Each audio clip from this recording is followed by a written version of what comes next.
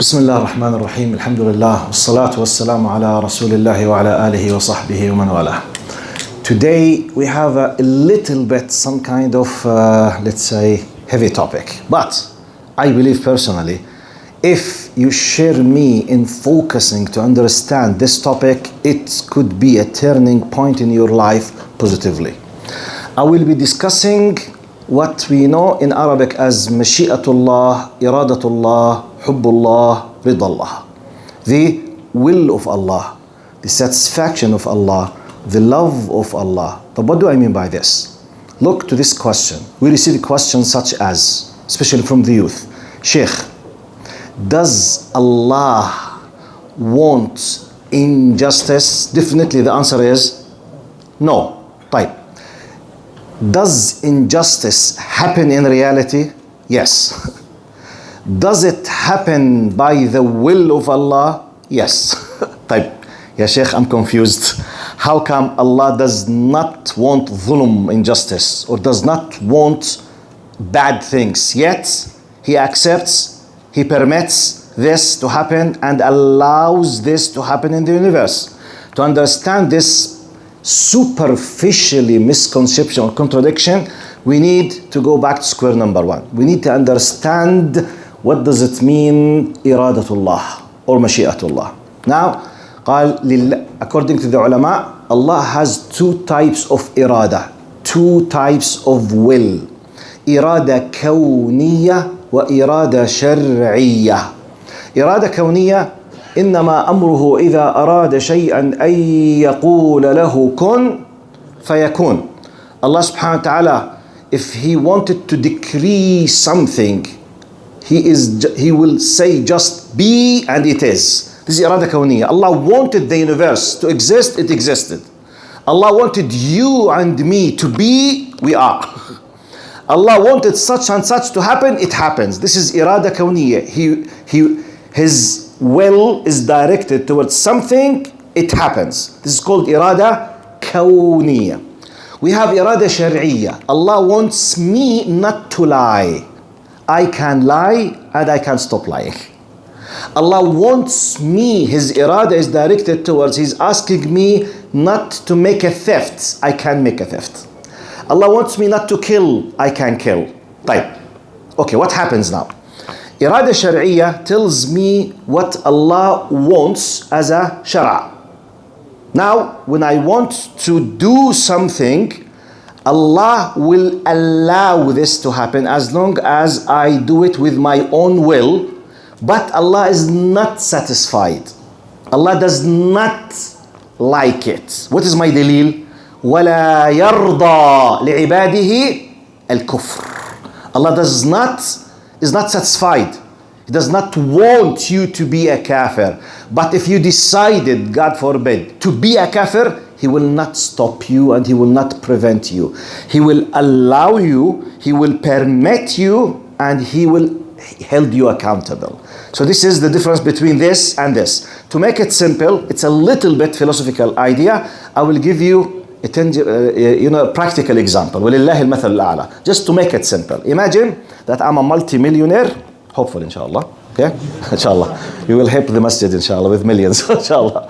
Imagine that I'm a multi-millionaire and I have nearly everything I wish and I have my son.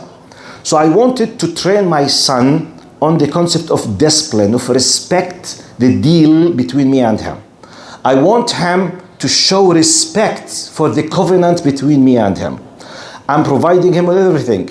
He has toys, sweets, candies, everything. However, I and him went to a place where there are a lot of new toys. He's not deprived from toys or something, but now in this place there are toys. I told him, look, for just 2 hours, stay in this place, don't touch any toy. The idea, I want to show, does he respect my will or not, with his own will. Now I make a covenant a deal between me and him. If you do not touch any toy for 2 hours while I'm not here, for example, I will buy the factory of toys for you. I'm a multi-billionaire, I have no problem. But if you touched any toy, I will be very angry. I will deprive you from playing with toys for full year, or you will not play with toys forever. Deal? Deal. Right, okay. Salam alaikum, I left him. Walillah al-mathal a'la. Imagine I left him, but I have full access to him. I have CCTV cameras, I'm behind the wall, I have a mirror or whatever, just to make it simple. So I'm observing him now. Walillah al-mathal a'la. So he's thinking now, shall I touch it? Now he's thinking, okay, respect. My father told me, okay, I have toys. I will play after 2 hours. My dad will buy the factory of toys for me. Yes, no. So he has now the clash of interest between his own desire compared with the respect of my what? My will, my covenant. Now, yes, no. So he has a full willpower to take a decision. If, God forbid, he decided to put my covenant down and to touch it, can I stop him? I'm next to him. I can stop it. Khalas, go stop it. I can just open the door and stop it. Walillah al-mathal a'la. I can't stop it. I did not. But maybe I'm crying because he failed in the test. And I will punish him. Look, he's doing under my supervision. But there is a covenant. He has a willpower. He knows why I'm doing this. We are all aware. I can stop him, but I did not. But there is a deal. There is a covenant. He will do it under my supervision. Yes. I will allow it. Yes. I will permit this to happen. Yes. Walillah al-mathal a'la. This is iradatullah, mashi'atullah. Yes, Allah willed. Allah accepted me to do this, but wala yarda. He's not satisfied. That's what Allah subhanahu wa ta'ala, Allahu yuhibbu, Allahu la yuhibbu.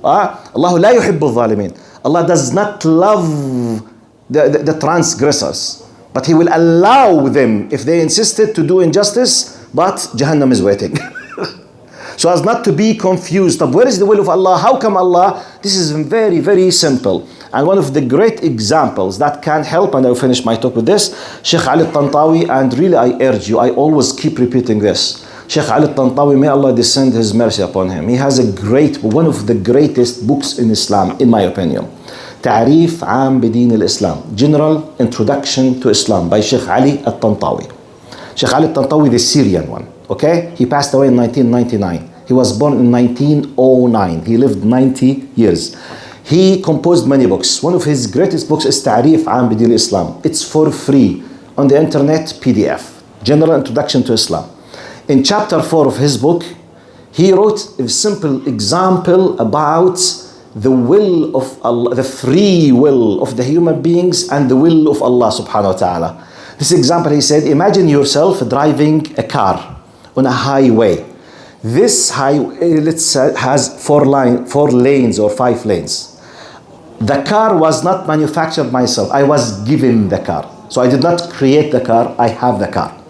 Now the car has limitations, okay, which is the car cannot fly, the car cannot swim, the car is not prepared for off-road. However, the car, it's well equipped to walk on the 5 lanes on the highway with different speeds, and I'm controlling steering, the pedal, the gas, the brake, the indicators, and I can have high speed, low speed, and I can misuse the car by having sudden brakes. I can annoy the people around me, but I can't fly. I'm limited. I can't go off-road. I'm limited. I can't go to the sea. I'm limited. I did not create the car. I'm limited. But I can follow the rules. Left lane up to, let's say, 150. If you are in the middle lane, no more than 100. If you are in the right lane, no more than 80, for example. I'm following the rules. This is where I can maneuver. This is the free will of the human being within the big will of restriction of Allah subhanahu wa ta'ala. Full control, yes. Allah knows what we are doing. Imagine if every single second of driving, there is a camera that's watching your senses, your feelings, your talks, your walks, everything, and you will be held accountable. Lillahi al-mathal al-a'la. So this is our free will. In this, you have a will, yes. When you take a will, you will held accountable, and Allah will approve your will allow you to do your will, and He will have a will after your will, and He will held accountable. I hope I know it's a little bit tough topic, but I think when you understand it, you will feel happy, inshallah. This will solve a lot of troubles and questions that might come to your mind. Jazakumullah khair. Thank you very much. Assalamu alaikum wa rahmatullahi wa barakatuh.